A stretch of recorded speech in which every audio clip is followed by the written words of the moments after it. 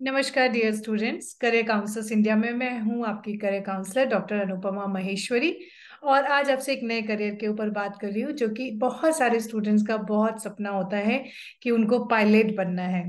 हवाई जहाज उड़ाना है। आसमान की ओर देखते हुए बचपन से हवाई जहाज को देखते थे तो लगता था कि क्यों ना हम भी हवाई जहाज ही उड़ाएं।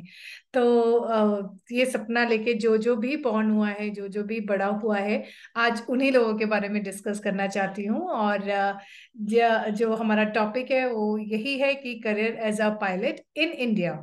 हम इंडिया की बात करेंगे क्योंकि अलग अलग कंट्रीज में ये अलग अलग नॉर्म्स होते हैं। क्योंकि बहुत वाइड टॉपिक है इसलिए मैंने इसको दो पार्ट्स में डिवाइड किया है। पार्ट ए में आज कुछ बात करेंगे और पार्ट बी में हम लोग फिर दूसरे वीडियो में बात करेंगे। पार्ट ए में जो बात करने वाली हूँ वो टाइप्स ऑफ, सबसे पहले कि कितने टाइप्स के पायलट्स होते हैं, क्या लाइसेंस होते हैं पायलट बनने के लिए, क्या एलिजिबिलिटी क्राइटेरिया होता है, कौन कौन से इंस्टीट्यूट्स हैं और क्या स्किल्स आपके अंदर होनी चाहिए, चाहे सॉफ्ट स्किल्स की बात करें या पर्सनल पर्सनल और फिजियोलॉजिकल स्किल्स की। तो कौन कौन से स्किल्स आपके पास होनी चाहिए जो एक पायलट होने के लिए जरूरी है। तो आपने हर टाइप के लर्निंग स्टाइल वाले स्टूडेंट्स को ध्यान रखते हुए मैं अपना प्रेजेंटेशन स्टार्ट करना चाहूंगी। ओके। सो जब बात करें हैं कि career as a pilot in India, so कितने टाइप्स के पायलट हैं पहले तो ये समझ लेते हैं। तो there are almost 10 type of pilots. आपने हमेशा सुना होगा या तो डिफेंस में पायलट है या तो फिर वो पायलट जो कि हवाई जहाज उड़ा रहे हैं। अगर कैटेगराइज किया जाए तो 10 टाइप के पायलट्स आते हैं।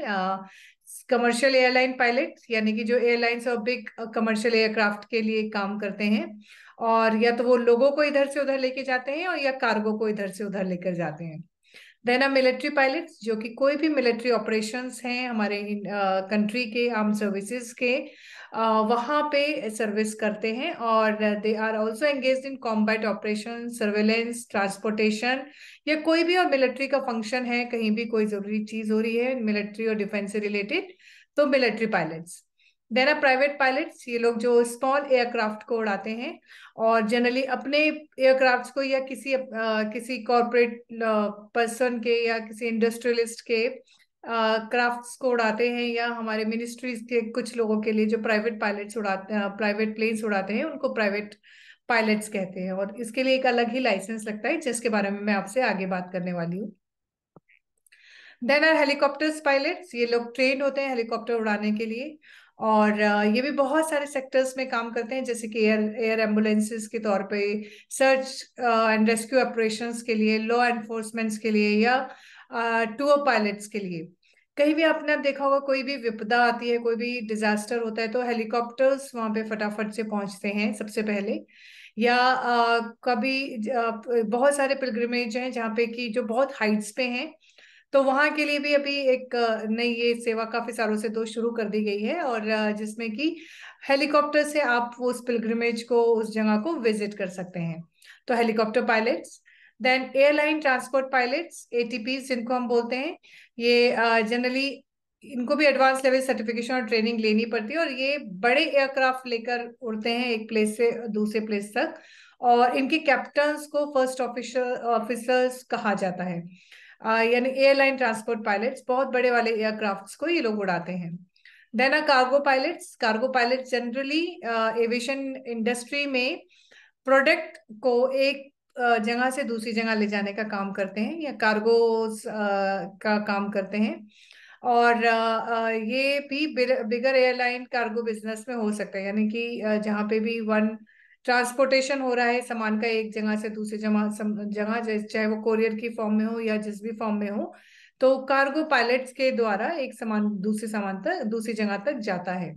तो ये कार्गो पायलट्स 6 नंबर पर। देन आर एरोबेटिक पायलट्स, आपने अभी बहुत ही रिसेंटली देखा था भोपाल में एक पूरा एक एयर शो हुआ था, और भी बहुत सारे सिटीज में होता है इंडिया में। सो ये शो करना कोई आसान काम नहीं है, इसके लिए एक अलग ही टाइप का डेजिग्नेशन होता है पायलट्स के पास, जो कि एरोबेटिक पायलट जिनको कहा जाता है। और ये अपने डेमोस्ट्रेट करते हैं अपनी उन स्किल्स को जो कि कुछ लीग से हटकर होती हैं, जो कि कुछ I mean they are like बहुत एक अलग तरीके के कॉम्पिटिशन्स का करते हैं, एयर शोज करते हैं, और इस प्रकार के लिए वो ट्रेन किए जाते हैं। और एक अलग टाइप का जो प्लेन होता है जो डिजाइन किया जाता है, which is known as aerobatic planes, ये उनको उड़ाते हैं, और ये बहुत हाईली स्किल्ड पायलट्स होते हैं। देन अ टेस्ट पायलट्स, ये ऐसे जनरली कोई भी नया लाइक एयरक्राफ्ट बनता है तो उसकी परफॉर्मेंस, उसकी सेफ्टी को ध्यान रखना या उसको मॉडिफाई करना, ये सब करने के लिए जो हमारे सबसे पहले लोग जो होते हैं वो टेस्ट पायलट्स होते हैं, जो कि ये देखते हैं और सुनिश्चित करते हैं कि जो एयरक्राफ्ट है वो अपनी कैपेबिलिटीज के हिसाब से प्रॉपर काम कर रहा है या नहीं कर रहा है।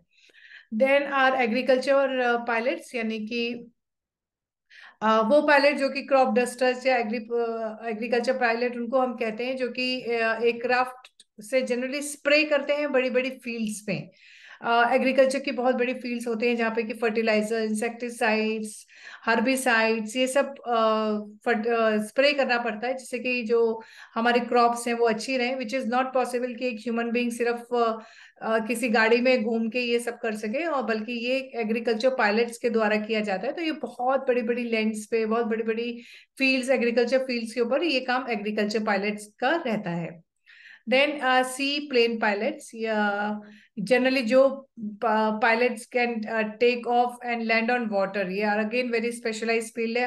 हर पायलट पानी के ऊपर जहाज को ना लैंड कर सकता है, ना वहां से उड़ा सकता है।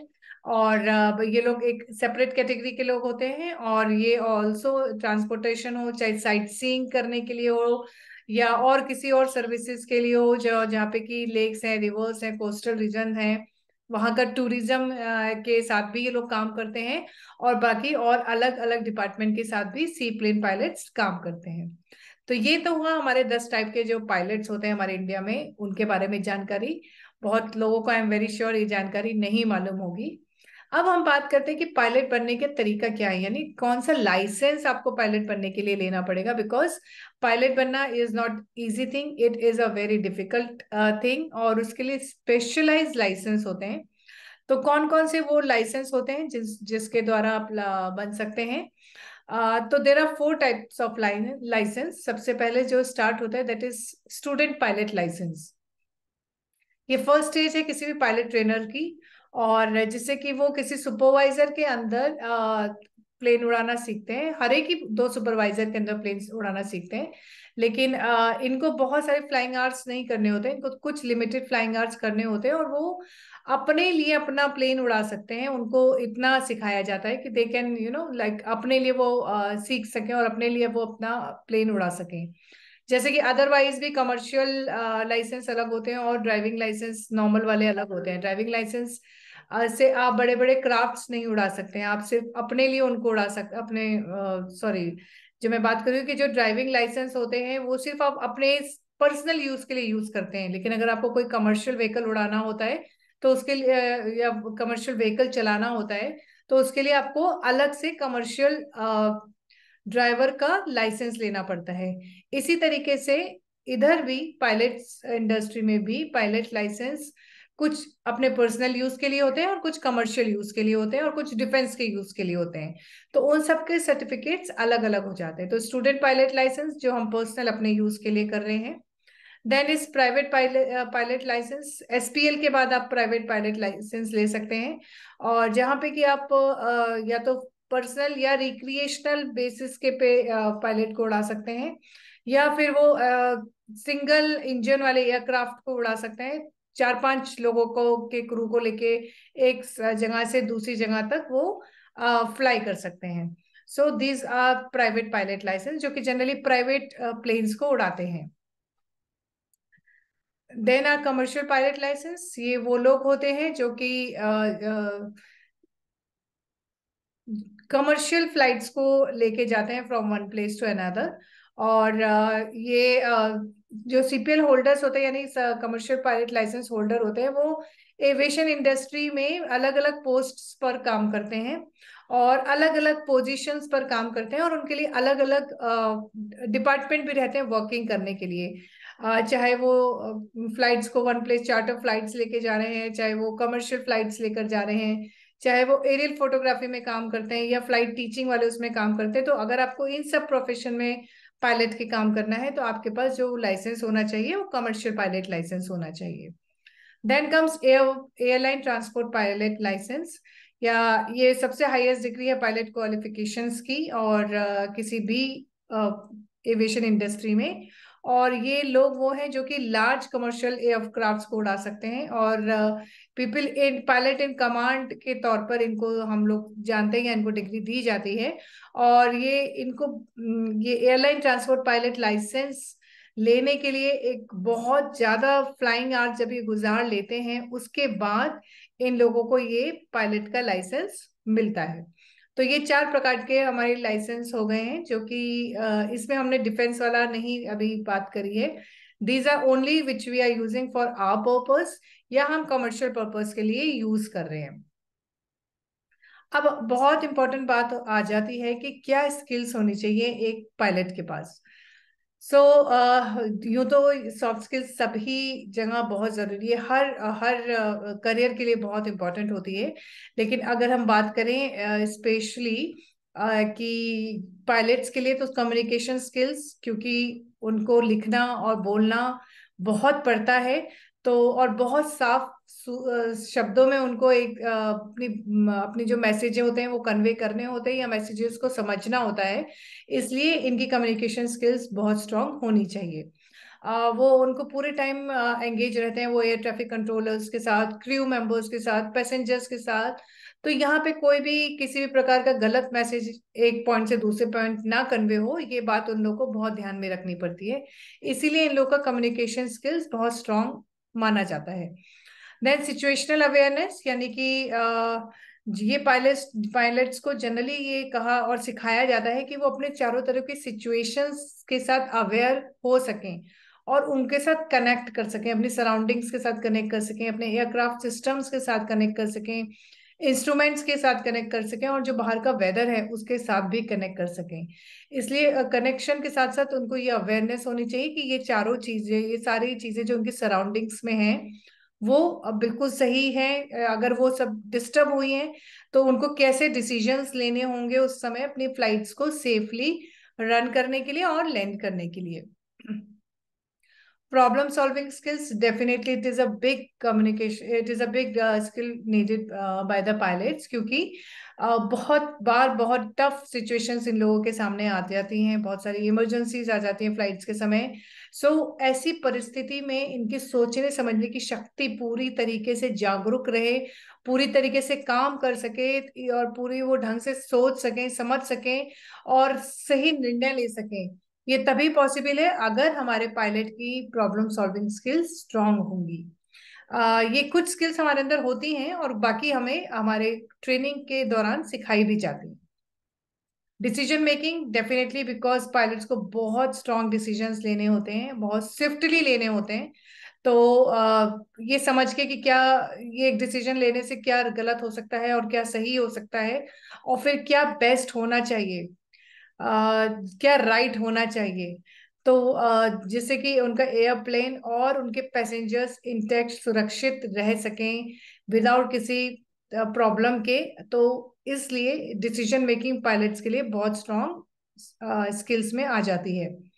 आई हैंड कोऑर्डिनेशन, क्योंकि उनका सब कुछ ही आई और हैंड के साथ चल रहा होता है, तो उनकी ये जो डेक्स्ट्री है कि वो फटाफट से ऑपरेट कर सकें एयरक्राफ्ट कंट्रोल्स को बहुत प्रिसाइसली, बहुत स्मूथली और बहुत फटाफट से, keeping his brain and hand and eye coordination intact. Then attention to detail, because बहुत सारी चेकलिस्ट रहती हैं जो कि एविएशन इंडस्ट्री वालों को करनी रहती है, एग्जीक्यूट करनी रहती है, लाइक तो इस वजह से एक एक चीज का उन्हें बहुत बारीकी से निरीक्षण भी करना होता है, उसको समझना भी होता है, उस पर कंट्रोल भी करना होता है। तो बहुत बहुत ही डिटेल में वो अगर काम कर सकते हैं, या डिटेल में उनका अटेंशन डाइवर्ट तो नहीं हो जाता, वो बहुत प्रिसाइजली किसी भी एयरक्राफ्ट सिस्टम को मॉनिटर कर सकते हैं, या किसी भी इंस्ट्रूमेंट को मॉनिटर करने के लिए उन्हें बहुत डिटेल में उस चीज को समझना रहता है। तो इसीलिए अटेंशन टू डिटेल भी एक बहुत इंपॉर्टेंट स्किल सेट है जो हमारे पायलट्स को रिक्वायर्ड रहती है। नाउ मल्टीटास्किंग स्किल्स, क्योंकि पायलट बहुत सारी चीजें इकट्ठे एक साथ बैठ के अपने उसमें अपने एयरक्राफ्ट में कर रहे होते हैं। चाहे वो एयर ट्रैफिक कंट्रोलर से बातचीत हो, चाहे अपने को पायलट के साथ बाकी सारी चीजें चेक करना हो, या उनको स्वयं को भी अपने इंस्ट्रूमेंट्स को चेक करना हो, और एक सेफ फ्लाइंग रूट भी चेक करते जाना हो साथ साथ। तो इसीलिए मल्टीटास्किंग स्किल्स इंपॉर्टेंट रहती है, because of fraction of second में चीजें गड़बड़ होने के चांसेस रहते हैं। तो they have to be attentive, attention to detail के साथ साथ मल्टीटास्किंग भी उनको करनी बहुत जरूरी है। Emotional stability, because we can understand the pressure which we get there, which they go through. इतनी मल्टीटास्किंग करना, कम्युनिकेशन करना, साथ में सब कुछ स्मूथली हैंडल हो रहा हो, रन हो रहा हो, सारे जो पैरामीटर्स हैं वो कंट्रोल में रहे, उनकी डिसीजंस वो सही ले पा रहे हो, तो ये सब वही व्यक्ति कर सकता है जो कि इमोशनली मैच्योर होगा, जो कि अपने इमोशंस को, अपने स्ट्रेस को किसी भी चैलेंजिंग सिचुएशन या कंडीशन में कंट्रोल करके रख सकता होगा, या मैनेज करके रख पाते होंगे। वही पॉसिबल है, वही कर सकता है ये इतना डिफिकल्ट काम। तो पायलट्स का काम बहुत डिफिकल्ट रहता है, इसमें कोई डाउट नहीं है।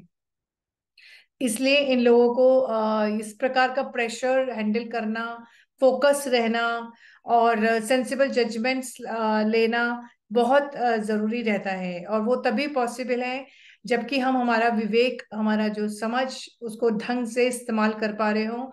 हमारे इमोशन अगर हमें कोई किसी विपरीत परिस्थिति में भी हो, तो वो डर को अपने ऊपर हावी ना होने दे, बल्कि एक सही निर्णय लें और एक राइट निर्णय लेकर अपने एयरक्राफ्ट और अपने पैसेंजर्स का वेलबींग ढंग से समझ सकें। तो इसलिए इमोशनल स्टेबिलिटी दो उनके अंदर होती है, बट ट्रेनिंग में उनको और भी ज्यादा डेवलप की जाती है। तो ये हमारी कुछ स्किल्स थी, जिसके साथ और क्योंकि स्किल्स जुड़ जाती हैं, तो अब देखिए सबसे ज्यादा स्किल्स अगर मैं देख रही हूँ तो वो पायलट के लिए आ जाती हैं। किसी भी करियर में सबसे ज्यादा स्किल्स एक पायलट के लिए आ रही है, मतलब टीम वर्क एंड लीडरशिप, क्योंकि मल्टीटास्किंग करनी है, तो मल्टीटास्किंग खुद भी कर रहे हैं और साथ में अपने टीम वर्क और अपने टीम के साथ भी काम करते हैं, बिकॉज उनको एक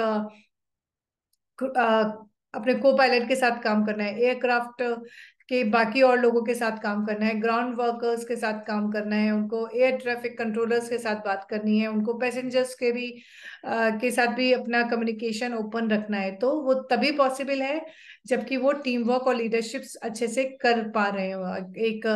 एक सुलझे हुए लीडर की तौर पर वो अपने आप को पेश करते हो, और एक बेहतरीन टीम वर्कर के तौर पर भी वो अपना काम कोऑर्डिनेशन के साथ कर पाते हैं। तो फ्लेक्सिबल, रिजिड तो बिल्कुल भी नहीं हो सकते कि 1+1 is 2, no, not possible. Because कितनी बार विपरीत सिचुएशंस आ जाती हैं, कितनी बार ऐसी ऐसी सिचुएशन आ जाती हैं जहाँ पे कि वो रिजिड होकर कोई भी निर्णय नहीं ले पाते, या एक प्रॉपर एक फॉर्मूले में चलकर थोड़ा हो सकता है उनको डिफिकल्टी आ जाए।